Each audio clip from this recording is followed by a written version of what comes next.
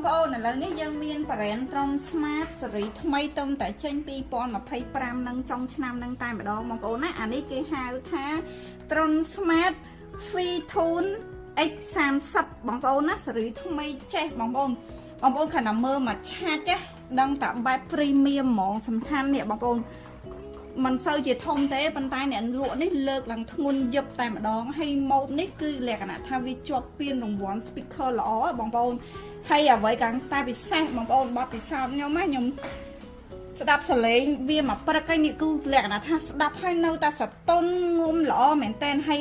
អ្វីដែលសំខាន់បងប្អូនខ្ញុំស្រឡាញ់ជាងគេបងប្អូនមើលអូបលន់ណាមើលនេះខាងលើមិនឃើញឥឡូវយើងមើល design លើនេះគេមានសាប់គេមុខក្រោយលើនេះក៏មានក្រោមអុកខាងក្រោមនេះក៏មានចំហៀងជំនួយសំឡេងនេះក៏មានហើយអ្វីដែលកាន់ពិសេសដែលធ្វើឲ្យបាសហ្នឹងខុសពី Tron Smart ផ្សេងទៀតណាបងប្អូនគេមានភ្ជាប់មកជាមួយនឹងអា function audio នេះបងប្អូន High Res audio ហ្នឹងគឺលក្ខណៈថាសំឡេងគេចេញមកព្រោះហ្មងណា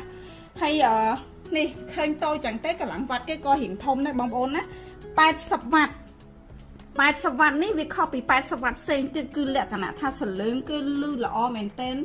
តែម្ដងឲ្យសម្រាប់បងប្អូនអាភ្លើង LED នេះក៏យើងអាចសេរីយើងអាចបិទបានដែរបងប្អូនណាហើយ